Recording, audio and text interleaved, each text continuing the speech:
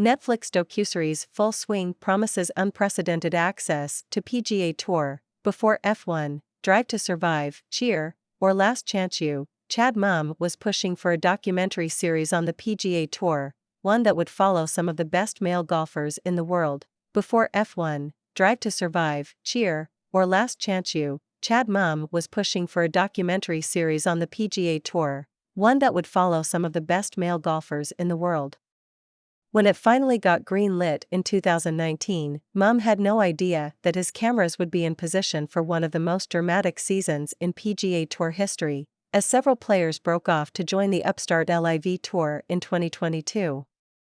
Watching it unfold in real time, it still took us by surprise, said Mumm in a recent interview.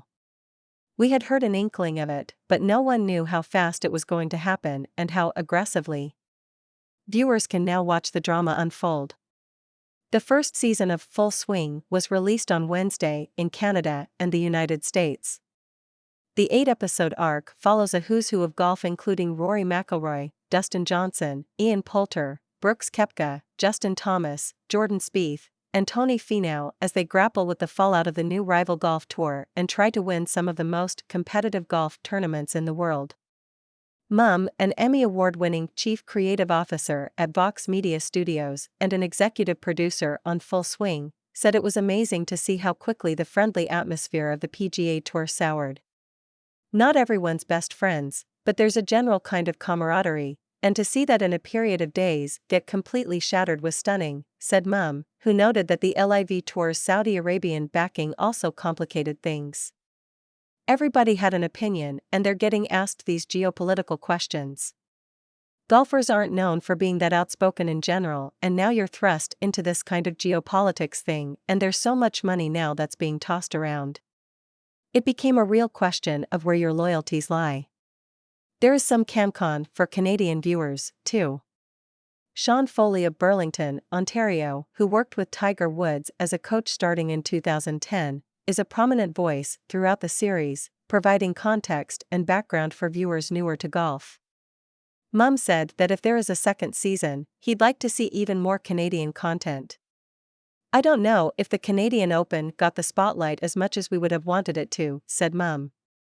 Played for the first time in 3 years due to the COVID-19 pandemic, and on the same week as the LIV Tour's debut event, McIlroy held off Finau by 2 strokes to win the Canadian Open and defend the title he won in 2019. It was such an epic finish with Rory McIlroy and Tony Finau that we wish that we could have been there. This year our hope is to be there in person and be able to actually blow it out.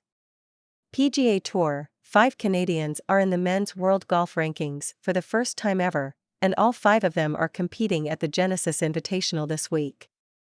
Corey Connors, number 37, of Listowel, Ontario, Mackenzie Hughes, 53, of Dundas, Ontario, Adam Hadwin, 63, of Abbotsford, BC, Adam Svensson, 69, of Surrey, BC, and Nick Taylor, 73, also from Abbotsford, are in the field at the Riviera Country Club in Pacific Palisades, California Champions Tour. Mike Weir of Brights Grove, Ontario, is the lone Canadian in the field at the Chubb Classic, which tees off at the Tiburon Golf Club in Naples, Florida, on Friday.